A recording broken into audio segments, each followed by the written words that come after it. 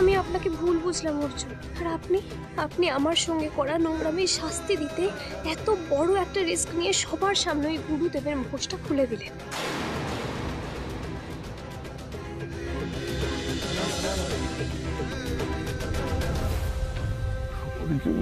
অর্জুন দা কি দিয়েছ? অর্জুন দা লোকটা কাঁচা টেনে খুলে দিয়েছ, বেশ করেছ। বসেই নহলে আমাদের অর্জুন দা। বন্ধ করো সব। হ্যাঁ, গুরুদেবের নামে অপমান করছেন, আপনারা হাসছেন। জানেন গুরুদেব রুষ্ট হলে কত বড় বিপদ নেমে আসতে পারে? হ্যাঁ, এই বাম বাম এই দাঁড়াও।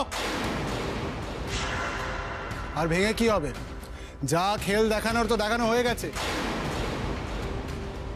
গুরুদেব দেখুন আপনার মাহাত্ম্য কেরম দিকে দিকে ছড়িয়ে পড়ে এবার। এই আপনারা ভক্ত, আপনাদের উচিত এক্ষুনি প্রতিবাদ করার। এই লোকটা মিথ্যে ভিডিও বানিয়ে আপনাদের বিভ্রান্ত করার চেষ্টা করছে, গুরুদেবের নামে অপবাদ দেওয়ার চেষ্টা করছে। নিশ্চয়ই এর কোনো কুস্বার্থ রয়েছে। এর প্রলোচনায় কেউ পা দেবেন না। এর ভিডিও জাল, মিথ্যে। শান্ত হও। এটা আমার বিরুদ্ধে একটা চক্রান্ত। আমরা ওদেরকে কিচ্ছু করব না। আমরা পুলিশ ডাকবো, পুলিশ এসে যা করবার সেইটা করবে। এই পুলিশকে ডাকো। ডাকুন পুলিশকে। ডাকুন পুলিশকে।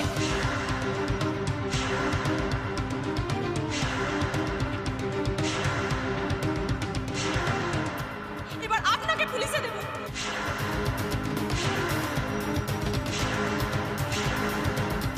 সাক্ষী দেব আমি।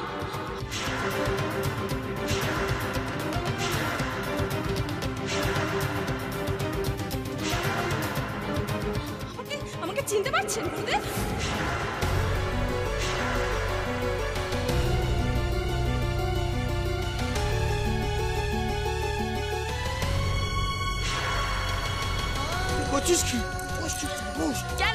কেন বসবো? অনেকদিন বসেছি ওই ভণ্ড গুরুর পায়ের তলায়।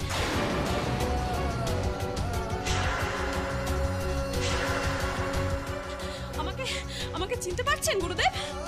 আমার গায়ে হাত বোলানোর সময় বুঝি আমার মুখটা দেখেননি না? নাকি এতজনের গায়ে হাত বুলিয়েছেন যে মুখটাই মনে রাখতে পারেননি?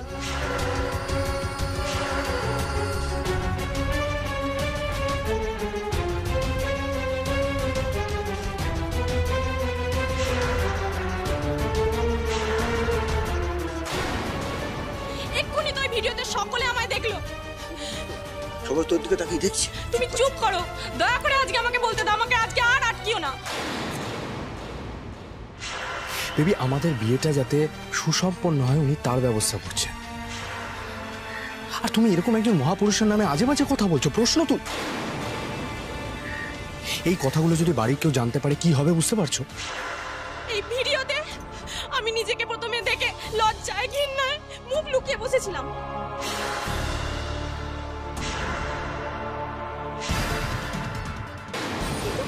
কিন্তু এই ভাই আমার চোখ খুলে দিয়েছে।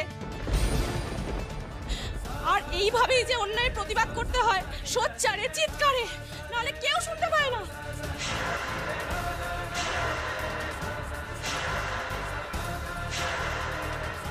আজ আমি সকলের সামনে জোর গলায় বলছি, এই গুরুদেব ভণ্ড, দুরাচারী। আর আপনার মতো ঘৃণ্য মানুষ আমি আর দুটো দেখিনি। আমার বিশ্বাস এখানে আরো মহিলারা আছেন যারা আপনার লালসার শিকার।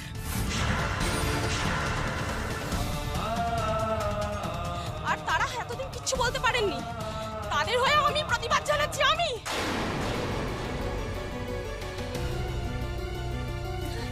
কি করছেন? কি করছেন এগুলো?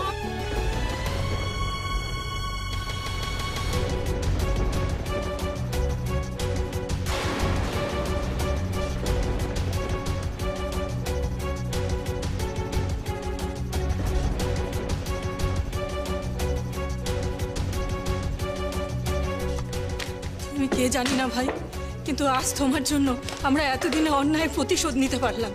তুমি বেঁচে থাকো ভাই। এতদিন বাদে আমি একটু শান্তি পেলাম, যেটা আমরা কেউ করতে পারিনি সেটা তুমি সবার সামনে করিয়ে দেখিয়েছ। তুমি বেঁচে থাকো ভাই, তুমি বেঁচে থাকো।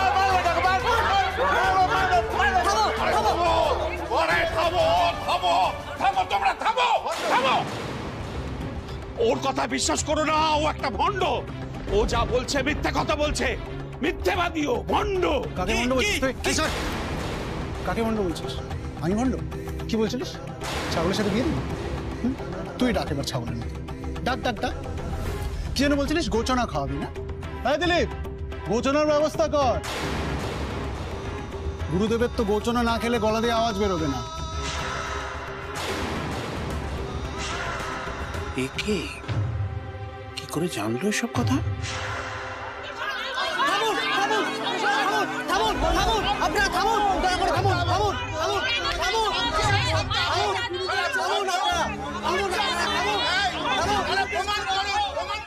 অর্জুন, আপনি যেভাবে আমার কথা, আমার সম্মানের কথা ভেবেছেন, কেউ সেভাবে ভাবেনি। কেউ কোনোদিন এভাবে আমার হয়ে কিছু বলেনি, না কোনোদিন প্রতিবাদ করেছে। আপনি করেছেন অর্জুন, একমাত্র আপনি।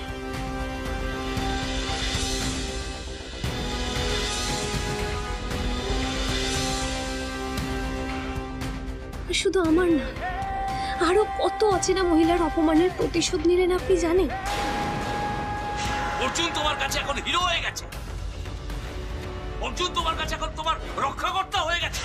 তুমি ঠিকই বলেছিলে বাবা, আজ আমার চোখে অর্জুন সত্যিই হিরো, যার অন্যায়ের প্রতিবাদ করতে, কাউকে রক্ষা করতে অন্যের সাহায্য লাগে না।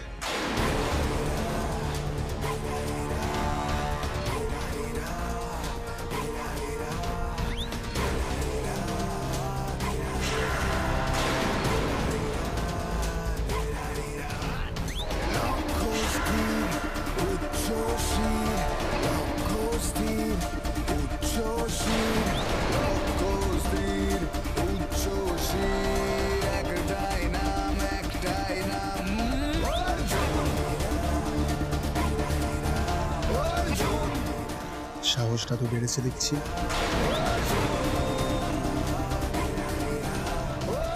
বয়া কি বলে জানেন? সৎসঙ্গে স্বর্গবাস আর অসৎসঙ্গে নরকবাস। আর আমি তো এখন সৎসঙ্গে, আপনার সাথে আপনার টিমে আছি। এইটুকু সাহস বাড়বে না? আপনি এটা কি করলেন অর্জুন? আপনি আমাকে এর আগে অনেকবার প্রাণে বাঁচিয়েছেন, কিন্তু আপনি যেভাবে আমার সম্মান বাঁচাবেন আমি কল্পনাও করতে পারিনি।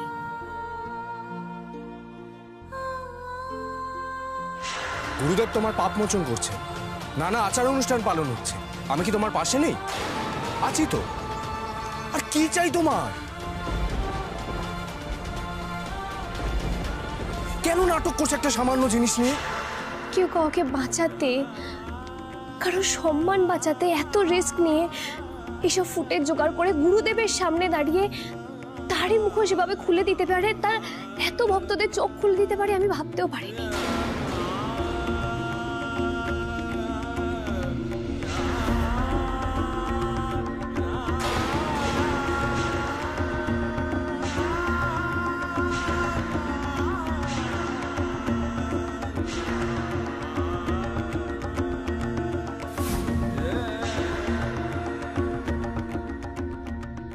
এই গুরুদেব প্রায়শ্চিত্তর নামে তোমাকে দিয়ে যা যা করাতে চাইছিলেন, তুমি যদি সেটা করতে, সমগ্র নারী জাতির অপমান করতে।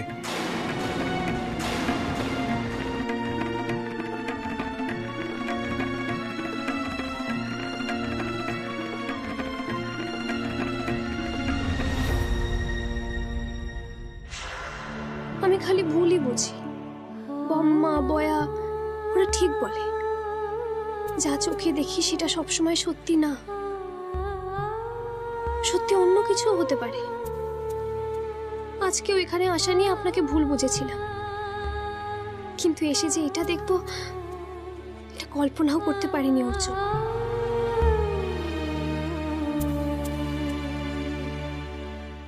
আপনি এই সবটা আমার কথা ভেবে করলেন, তাই না?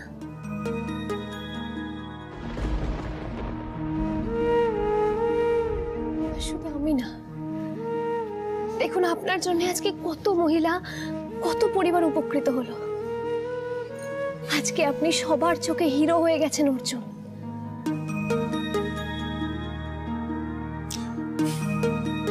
আমাকে হিরো টিরো বানিও না মিলি। মানুষের ওপর অন্যায় হলে যে রুখে দাঁড়াতে হয় সেটা অর্জুন সান্যাল নিজের মায়ের পেট থেকে শিখে এসেছে। আর মেয়েদের ওপর অন্যায়ের তো প্রশ্নই ওঠে না। সুতরাং আমি শুধু নিজের কাজটুকুই করছিলাম, ব্যাস।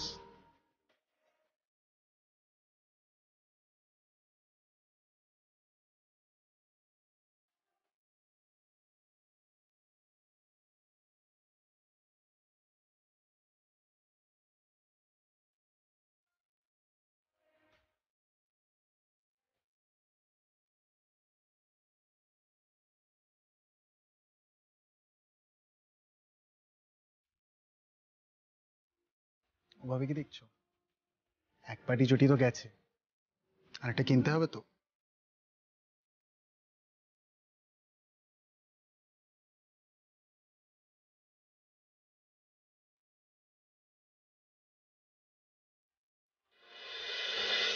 তোমরা এখানে দাঁড়িয়ে কি করছো? কি করছো এখানে?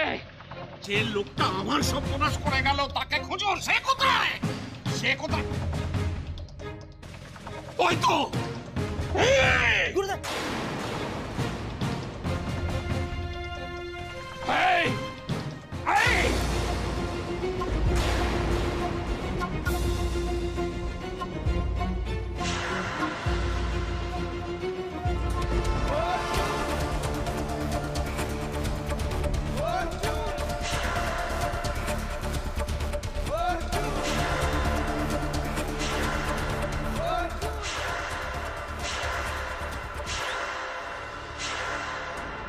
ওই বস্তির গুন্ডাটা অর্জুন না কি যেন তোর নাম? তোর এত বড় সাহস, তুই আমার লেজে পা দিয়েছিস? তোকে আমি ছাড়বো না।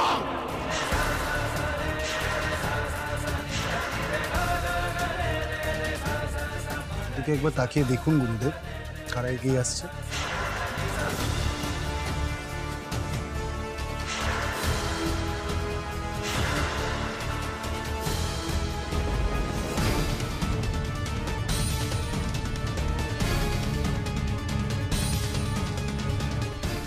ওরা আপনাকে ছাড়ে কিনা আগে দেখুন, তারপরে তো আমাকে ছাড়ার কথা ভাববেন। শুধু অর্জুন নয়,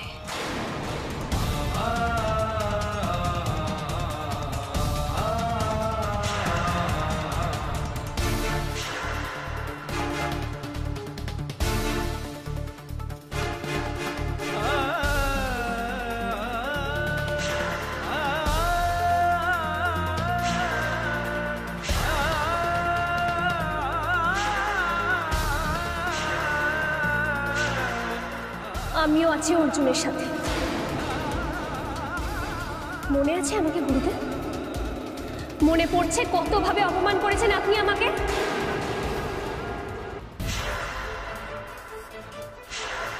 আজকে যার নামে যোগ্য হবে, যার জন্যে যোগ্য হবে, সেই আমার পা ধুইয়ে দেবে। এবার এটাকে পান করে নাও মা। এটা কি? এটা হলো গোচনা। ওই ঘটির জল মাথায় ঢালবে, তারপর একটি অজুর সাথে তোমার বিবাহ হবে।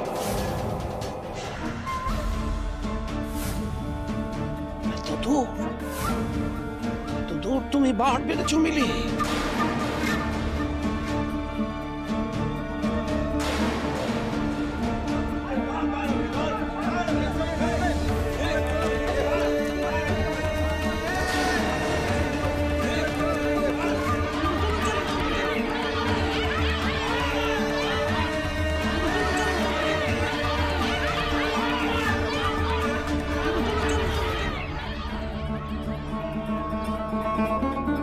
খুব দরকার ছিল এই বীরত্বটা দেখানোর।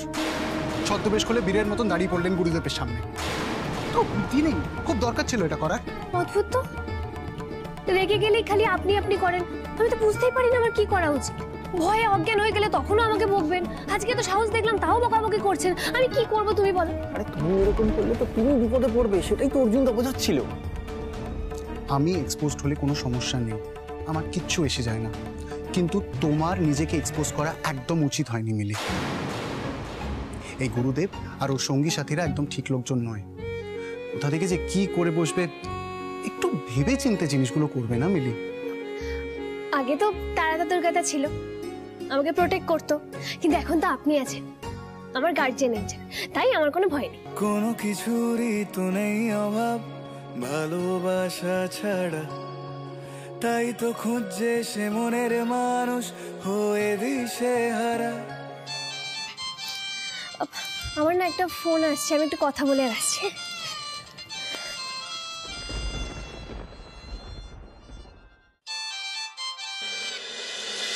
হ্যালো, কে বলছেন?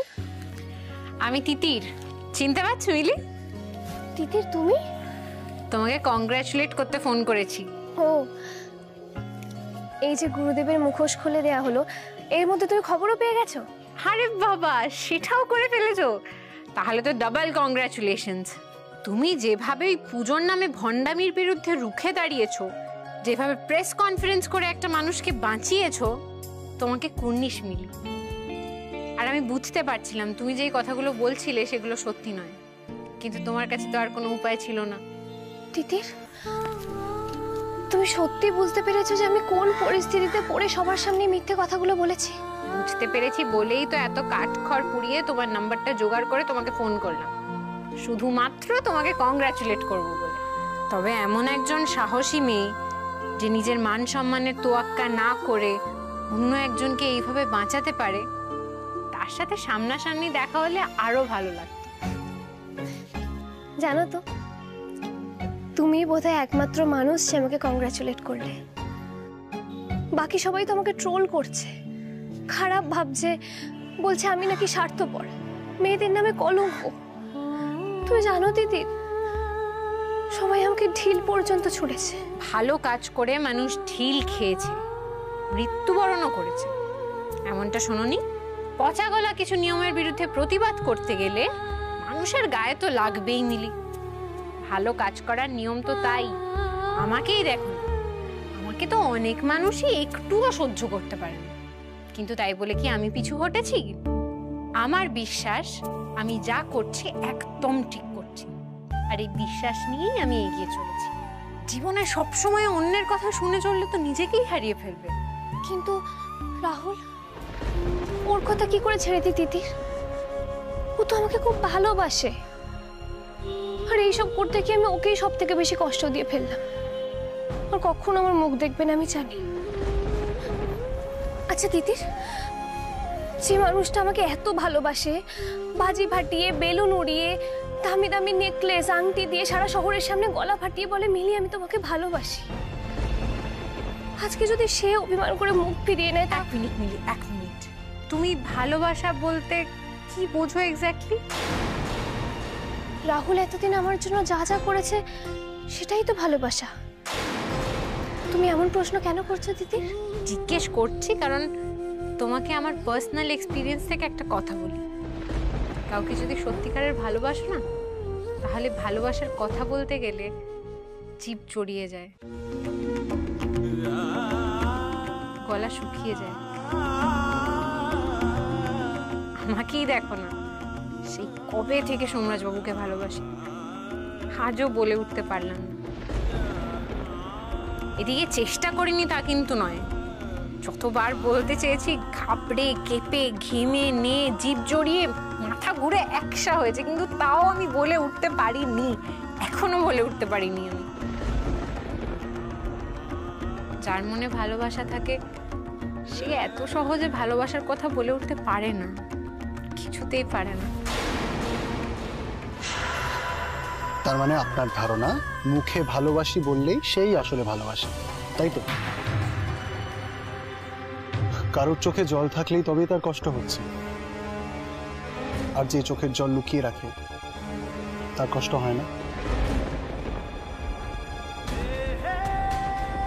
যারা মুখ ফুটে বলতে পারে না ভালোবাসি, তারা ভালোবাসে না। আর আমার মনে হয় এই না বলতে পারার স্ট্রাগলটাই হলো আসল ভালোবাসা। তার মানে রাহুল আমায় কখনো ভালোবাসেনি এটা বলতে চাইছো তুমি? তো বড় কথা বলার অধিকার তো আমার নেই মিলি, কিন্তু তাও বলবো, তুমি উপরের চাকচিক্যকেই ভালোবাসা ভেবে ভুল করছো না তো? জীবনের এরকম একটা মোমেন্টে এসে তোমাকে কিন্তু খুব সচেতনভাবে সিদ্ধান্ত নিতে হবে মিলি। আমি যাকে ভালোবাসা বলে জানতাম আর তুমি যা বলছো দুটো তো সম্পূর্ণ আলাদা দিদির। আমার তো সবটা গুলিয়ে যাচ্ছে। তাহলে ভালোবাসা কি? আর এই ভালোবাসার মানুষটাই বা কে? যে মুখে না বললেও তোমার কষ্ট বুঝতে পারে, যে তোমার দুর্বলতা, খামতি এইগুলোকে ইম্পর্টেন্স না দিয়ে তোমার মধ্যে যা যা ভালো আছে সেই সব কিছুকে বড় করে দেখে। তোমার অপমান যার গায়ে দ্বিগুণ হয়ে লাগে, তুমি প্রতিবাদ করার আগে যে তোমার হয়ে আগে প্রতিবাদ করে, সেই তোমার আসল ভালোবাসা মিলি, সেই তোমার ভালোবাসার মানুষ।